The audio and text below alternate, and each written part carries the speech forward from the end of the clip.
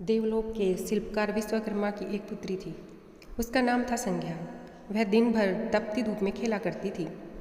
सूर्य की तेज किरणों का जैसे उस पर कोई असर ही नहीं होता था।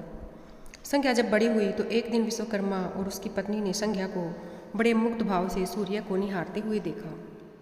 यह देख विश्वकर्मा बोले कि देवी, ऐसा लगता है हमारी बेटी सूर्य पर मोहित हो गई है। देख रही हो कितने मुग्ध भाव से सूर्य की ओर ताके जा रही है। मुझे भी ऐसा लगता है स्वामी, विश्वकर्मा की पत्नी ने कहा। सूर्य के सौंदर्य के प्रति संध्या का आकर्षण उसकी आयु के साथ बढ़ता ही गया। एक दिन विश्वकर्मा उसे अपने साथ हाथी पर बैठाकर सैर को निकले। अपनी पुत्री को सूर्य की ओर निहारते देख उन्होंने पूछ लिया, बेटी, अब तुम छोटी नहीं रही। सोचता हूँ जल्दी ही तुम्हारा विवाह कर दूँ। बताओ किस देव को तुम चाहती हो। पिताजी, आकाश में सूर्य से बढ़कर कोई तेजस्वी नहीं है, संध्या ने उत्तर दिया। ठीक है, हम सूर्य के साथ ही तुम्हारा विवाह कराई देते हैं, विश्वकर्मा बोले और अपनी पुत्री को लेकर सूर्य के पास पहुँचे। उन्होंने अपनी पुत्री की इच्छा सूर्यदेव को बताई तो उन्होंने उनका प्रस्ताव सहर्ष स्वीकार कर लिया। बोले, आपकी पुत्री मेरे साथ विवाह करना चाहती है, यह तो मेरे लिए सौभाग्य की बात है, पर इससे यह तो पूछ लो कि क्या यह मेरा ताप सहन भी कर पाएगी। विश्वकर्मा संध्या को एक ओर ले गई और उससे पूछा, सूर्यदेव का उत्तर तुमने सुन लिया बेटी, अब बताओ सहन कर लोगी हर ऋतु में उनका ताप। हाँ पिताजी, संध्या ने बड़े विश्वास के साथ कहा। कुछ ही दिन के बाद संध्या का विवाह सूर्यदेव के साथ हो गया। संध्या सूर्यदेव के साथ उनके लोक चली गई। पति के साथ संध्या के दिन सुखपूर्वक बीतने लगे। फिर उनके यहाँ एक पुत्र पैदा हुआ जिसका नाम रखा गया मनु। अनेक ऋषि मुनि बालक को आशीर्वाद देने आए। यह बालक ज्ञानियों में भी ज्ञानी होगा, ऋषियों ने भविष्यवाणी की। आशीर्वाद सच निकला। जब वह कुछ बड़ा हुआ तो ऋषि मुनियों से शिक्षा ग्रहण करने लगा। सूर्यदेव और संध्या को अपने बेटे पर गर्व था। वे बहुत ही प्रेम से अपने बेटे का लालन पालन करते थे। अचानक एक बार ग्रीष्म ऋतु में सूर्य की किरणें बहुत ही प्रखर हो गई। उनका तेज अपनी चरम सीमा पर जा पहुंचा। संध्या की चमड़ी झुलसने लगी। सूर्यदेव ने उसे अपने पास बुलाया तो वह अपनी आंखों पर हाथ रखकर उनके पास पहुंची। सूर्यदेव बोले, संध्या मेरी ओर देखो, तुमने अपनी आंखें क्यों ढक ली हैं? नेत्र खोलो और मेरी ओर देखो, मैं तुम्हारा पति हूँ। स्वामी, आपके ताप से मेरी आंखें खुल नहीं पा रही, संध्या ने कहा। इसका अर्थ तो यह हुआ कि तुम मुझे अपने से दूर कर रही हो। विवाह के पूर्व मैंने तुमसे पूछा भी था कि क्या मेरा ताप सहन कर पाओगी। तुम्हारी सहमति पाकर ही मैंने तुम्हारे साथ विवाह करना स्वीकार किया था, लेकिन अब तुम अपने वचन से मुकर रही हो। सूर्यदेव ने कुछ क्रोधित होते हुए कहा। स्वामी, इसमें मेरा कोई दोष नहीं, संध्या बोली। आपका ताप ही इतना प्रखर है कि सूर्यदेव और भी कुपित हो उठे। बोले, सुनो संध्या, प्राणवान वस्तुओं को जीवित रखने वाला मैं ही हूँ, परंतु तुमने मेरी ओर से आंखें बंद कर ली, अतः तुम्हारे गर्भ से जो बालक उत्पन्न होगा वह यम होगा। यम अर्थात मृत्यु का देवता। संध्या वहाँ से भाग जाना चाहती थी, लेकिन बच्चों का मोह उसे विवश किए हुए था। संध्या की एक सहचरी थी, उसका नाम था छाया, जो हूबहू संध्या की ही प्रतिलिपि थी। उसने इस विषय में छाया से मदद लेने का निश्चय किया। उसने छाया को बुलाया और अपनी समस्या बताई।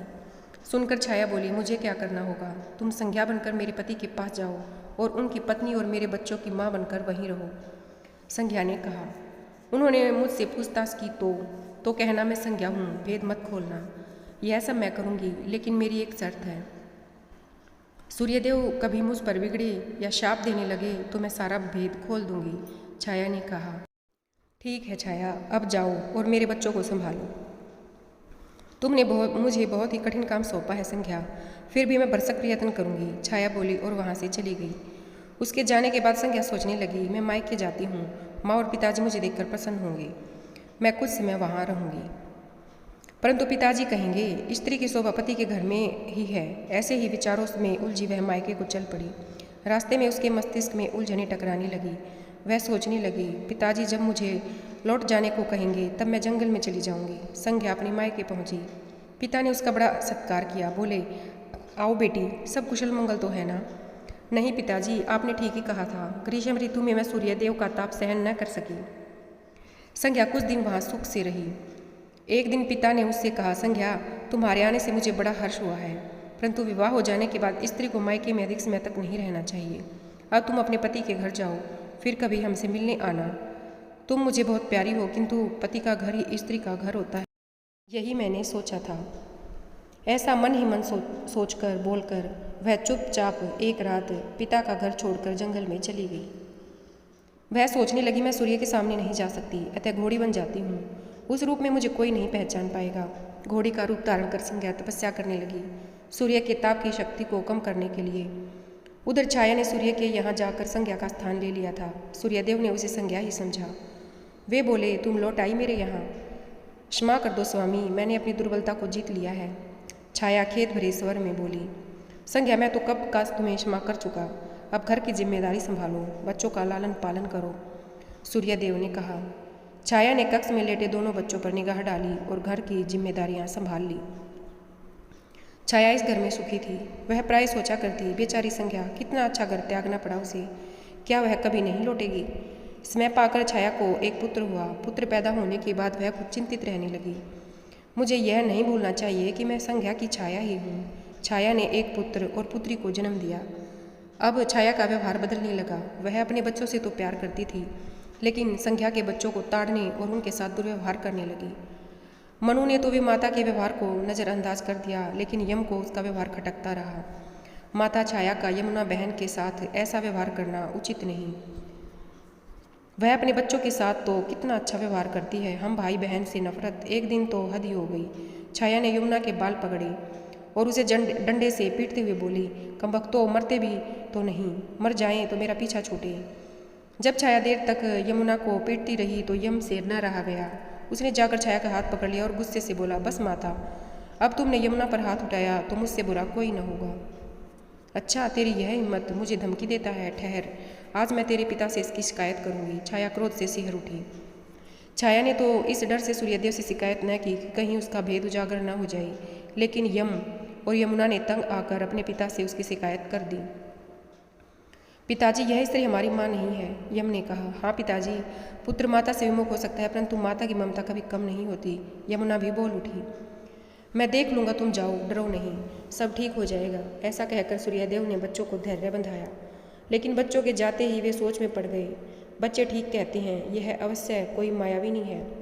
सूर्यदेव गुस्से में भरकर छाया के पास पहुँचे और उसके केस पकड़कर झकझोरते हुए बोले, सच बताओ, तुम कौन हो, अन्यथा मैं तुम्हें कठोर दंड दूंगा। ठहरिए स्वामी, भय से कांपती छाया बोली, मैं संज्ञा की छाया हूँ।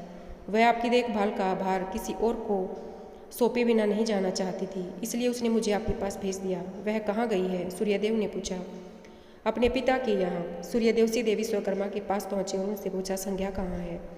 वह तुम्हारे तेज से बचने के लिए यहाँ आई थी, विश्वकर्मा ने बताया। अब वह कहाँ है? मैंने ध्यान करके पता किया है कि उसने घोड़ी का रूप ले लिया है। वह जंगल में घूमती रहती है और तुम्हारे तेज को घटाने के लिए तपस्या कर रही है, विश्वकर्मा ने बताया। तो आप मेरा तेज घटा दीजिए, फिर उसे खोजने के लिए चलते हैं, सूर्यदेव बोले। विश्वकर्मा ने सूर्यदेव के तेज का 8वां भाग छाट दिया, जिससे उनका तेज घट गया। फिर वे संज्ञा को खोजने निकले। उन्होंने राहगीरों से पूछताछ की, तुमने इधर कोई घोड़ी देखी है? हाँ, एक विलक्षण घोड़ी को हमने नदी के पास विचरण करते देखा है, राहगीरों ने बताया। उसमें विलक्षण क्या बात है? वह घोड़ी मानवी भाषा में बोलती है। तब तो अवश्य ही संज्ञा होगी, सूर्यदेव बोले। सूर्य घोड़ी के निकट पहुंचे और कहा, सूर्य, संज्ञा, मैं सूर्य हूँ, तुम्हारा पति। अब यह घोड़ी का रूप त्याग दो। जब तक मेरी मनोकामना पूरी न होगी मैं यह रूप नहीं त्यागूंगी। घोड़ी नहीं, संज्ञा ने, घोड़ी बनी संज्ञा ने उत्तर दिया।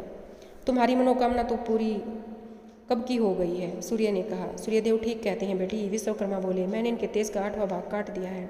पिता के आश्वासन से संज्ञा ने अपना घोड़ी वाला रूप त्याग दिया और अपने स्वाभाविक रूप में आ गई। वह हर्ष और विभोर से अपने पिता से लिपट गई और फूट फूट कर रोने लगी। फिर उसने झुककर सूर्यदेव के पांव छुए और पूछा, स्वामी, हमारे बच्चे तो सकुशल है ना? हाँ, दोनों बच्चे ठीक हैं। मनु, यम और यमुना को अब फिर से माँ मिल जाएगी, सूर्यदेव ने मुस्कुराकर कहा। मैं अब कभी भी अपना घर त्याग कर नहीं जाऊंगी, संज्ञा बोली। आप छाया को क्षमा कर देना और उसे अपने साथ ही रखना। दोनों का मिलन देखकर विश्वकर्मा ने भी अपना आशीर्वाद प्रदान किया। जाओ और सदा सुख शांति से रहो। सूर्यदेव और संज्ञा सूर्यलोक पहुँचे और छाया और बच्चों के साथ आनंदपूर्वक रहने लगे।